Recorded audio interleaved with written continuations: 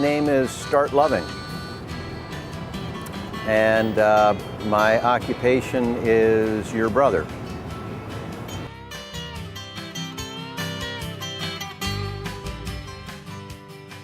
If you think about the person you most love in the world, you most experience as family, take that feeling and have it extend to how you feel about everyone. That's simply who I am, that's simply where I am.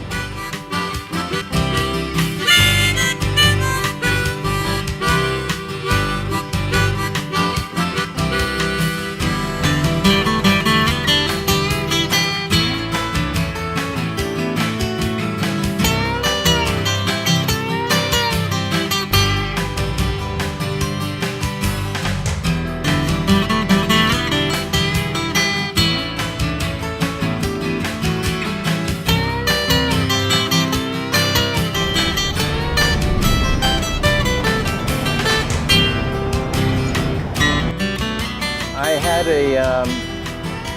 an extraordinarily privileged and, in most respects, overprivileged upbringing. I grew up in what was then and is now one of the wealthiest, most elite towns in the world, Short Hills, New Jersey, about 30 miles west of New York City. As my dad, he supported us in a rather lavish lifestyle by teaching piano to rich people and to teachers that would come from all over the country to learn his methods of teaching piano.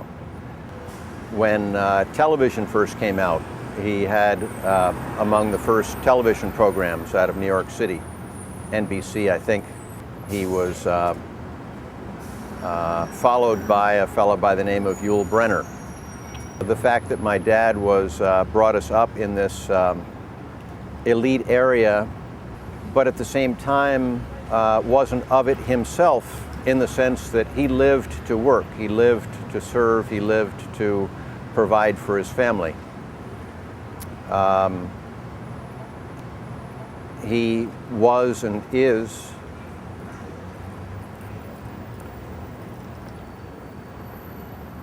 the most intensely loving man that I've ever encountered, and that's, again, not to be confused with happy-go-lucky or even pleasant. Because of the perspective I had from my dad, I would guess that's why I got a perspective on Jesus that I think few people get. That he was also a man who, what defined him was that he simply loved passionately and universally anyone and everyone on the planet.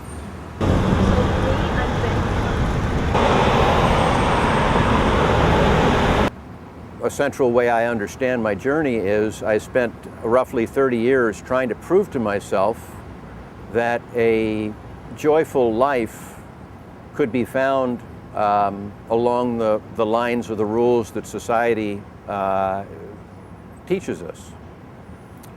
Take care of yourself, take care of your biological family, make as much money as you can, all the while being nice, whatever that means, along the way. But by the end of it, I realized that I had all evidence to indicate that life, human life, joyful life, was not to be found in living the selfish life that our society teaches us to lead. You know, unconditional love, it's what the most enlightened people understand to be God.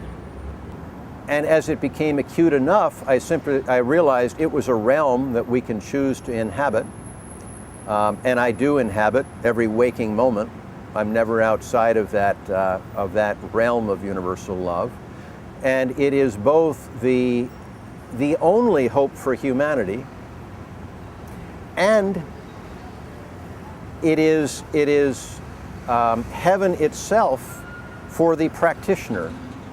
It's fairly regular that someone will approach and say, "Oh, you're committed to getting nuclear weapons off the planet. No, I'll say, because it's the truth. You are who I'm committed to. I don't want nuclear weapons to end your life, or anyone that you know, or anyone on the planet.